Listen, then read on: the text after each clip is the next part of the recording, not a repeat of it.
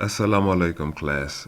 And today, the topic for our lecture is the formation of Islamic civilization, which is chapter 10 in your textbook.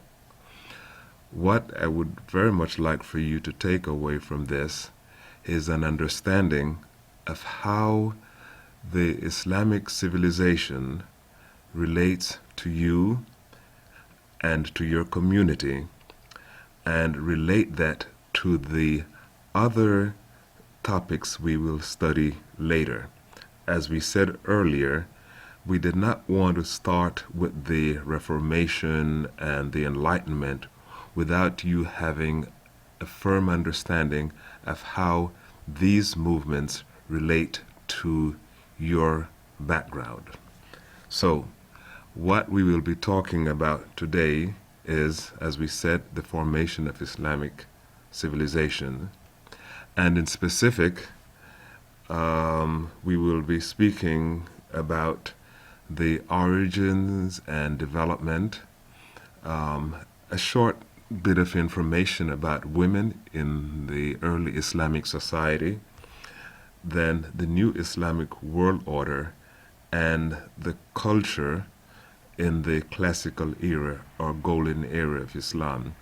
By the way, please make note that the date written at the top of this page is incorrect. It's 622 and beyond. Please ignore the 100. That's a typographical mistake. Now, when we speak about the origins, let us think about what the world situation was back in the year 600 CE.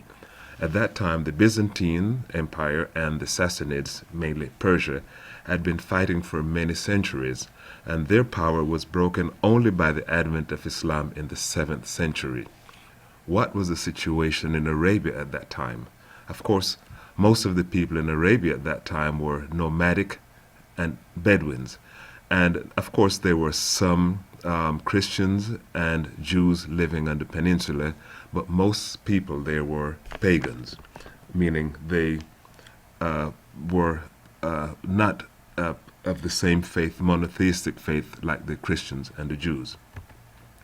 Mecca at the time, of course, was the center of caravan and trade, and there were people coming to Mecca for pilgrimage because of the Kaaba, which is the ancient house of worship built by Prophet Abraham or Ibrahim, who is the patriarch of both Muslims and Christians, of all the monotheistic religions, including Judaism, Christianity, and Islam. Keep in mind also that at that time the Arabic language had reached a very high state of development, and the Arabs were known for their use of language and reciting poetry. The Arabs also were given to blood feud, and it was not really a stable society. Enter the scene someone who later became known as Prophet Muhammad, peace be upon him. And just to give you, of course, many of you are familiar with his background, but for those of you who might not be, he was born in the city of Mecca in the year 570 CE, and he was an orphan. He married a widow by the name of Khadija, and he was troubled by the idolatry and worldliness he saw among the Arabs of his time. He was given to going into the cave of Hira for contemplation, and around the age of 40, he received a revelation. The angel Gabriel came and spoke with him, and this series of revelations became known as the Quran. Quran meaning reciting or the recitation of the words of God. The Quran, among other things, served to warn the people of Mecca, and the world for that matter, against the worship of false gods and against the immorality that existed in Mecca at the time. They warned them also, especially against the injustice to the poor and the orphans and widows and in women in general. And it also carries the message of accountability and the day of judgment in the hereafter. Of course, the message was not limited to just these topics, but as we said, this is just a preview of the class, so we will delve further into this in class. The message, okay, the main message here is the recognition of the oneness of the Creator. And it means really, it admonishes and calls mankind to submit, calls man to submit his will to the Creator. So the word Islam, in essence, as we know, means submission to the will of Allah, the will of God, and the person who submits is known as a Muslim. Let us turn our attention to the condition of women in early Islamic society. I am not going to speak about this, but I would like your reaction to some of the questions posed here. How would you respond to the statements below? By the way, many of these statements are not uncommon from Orientalists and some non-Muslim scholars. Just think about these, and then we will discuss these further in class. The first one we mentioned here is that Islamic law stipulates rights for women, that women are afforded many rights, but the Quran does not assume full gender equality. Other statements given here that we would like for you to react to are the following. The Quran improved the status of women, however, and it prohibited female infanticide. It outlines rights to inherit and manage for women to inherit and manage their own property and to negotiate their own marriage contracts. These are given by, as I said, we need your reaction here. These are some of the quote-unquote negative aspects, and these include the statement that women were not given full equal rights and that it legitimizes a patriarchal society, and it sees polygyny. I want to make the difference here between polygamy and polygyny. If you're not familiar with these two words, I urge you to look it up, because in Islam, what really exists is polygyny, not polygamy. So that it legitimizes polygyny, they see it as something negative, and also seclusion for women. In other words, that women are not really encouraged to be in public. Let us turn our attention now to what became known as the new Islamic world order.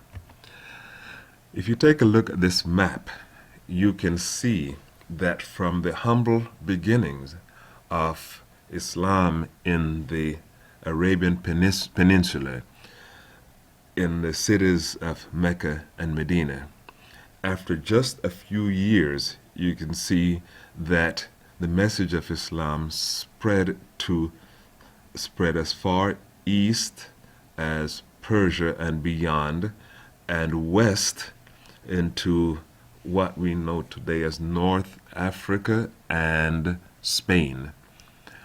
In fact, further years later, it went into the Balkans and Asia Minor, which we know today as Turkey, the Bulgaria, and the countries in the Balkans, up until the gates of Vienna. So, what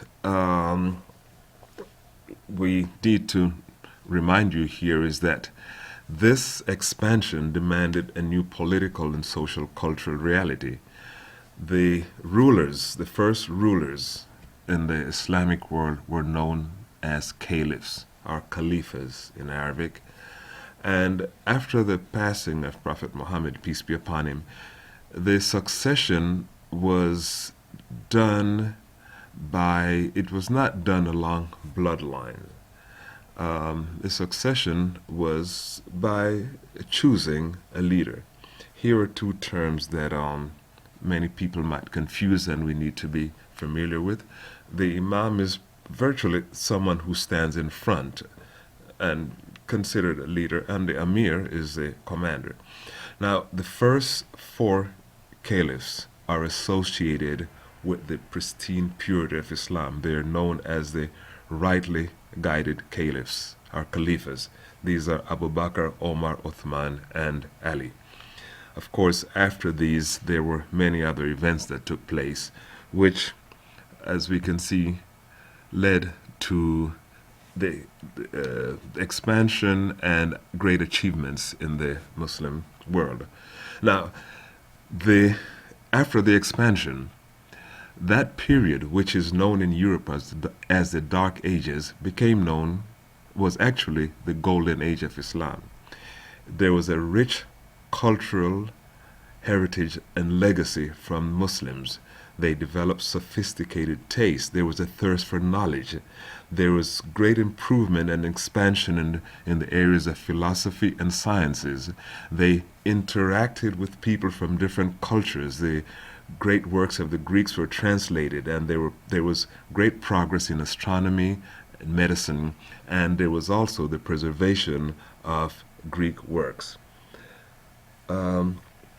Let us take a look now at some of the material these are just some examples of some of the material available at the time.